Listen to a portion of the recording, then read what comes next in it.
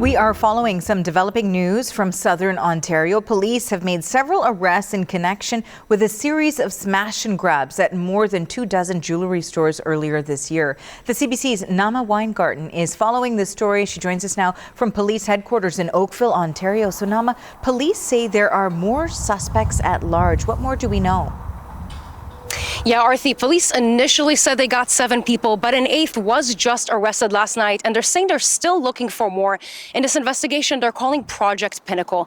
It all started when they realized a bunch of smash and grab robberies in Burlington were all connected to about 25 other robberies that happened all in communities outside of Toronto. And now they managed to lay charges in 12 of those robberies that happened between January and March of this year, and even released videos showing some of these robberies. In one of them, you can even see a car backing into one of the stores in order to break into it. In other videos, you just see them smashing display cases to get to the jewelries. And now these robberies happen in communities across Ontario, in Guelph, Burlington, Hamilton, Waterloo. And what's interesting about this is that police say all of the suspects arrested so far, except for one, are either from Toronto or Mississauga. And they say there's a reason they allegedly drove so far to commit these robberies. Have a listen.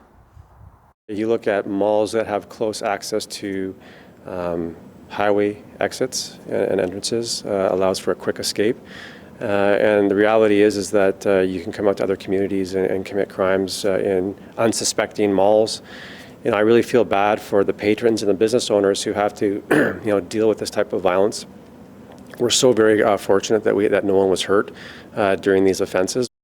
So Nama, you touched on the fact that it appears that these suspects were coming in from different communities and then committing the crimes elsewhere. What else do we know about them? Yeah, Arthi, they are pretty young. Police say the oldest is 22 years old. 2 of them are minors. 4 of them are out on previous release orders. 2 of them, police say, were related to similar offenses, and they had a specific way of committing these robberies. Police say they would come in groups of 4 to 5, wearing balaclavas to cover their face. They would show up in stolen vehicles that had cloned license plates. And police say they didn't necessarily all know each other, but would actually connect through online networks like Snapchat and WhatsApp to recruit people and connect to commit these robberies. Have a listen. Unfortunately, this is kind of commonplace now.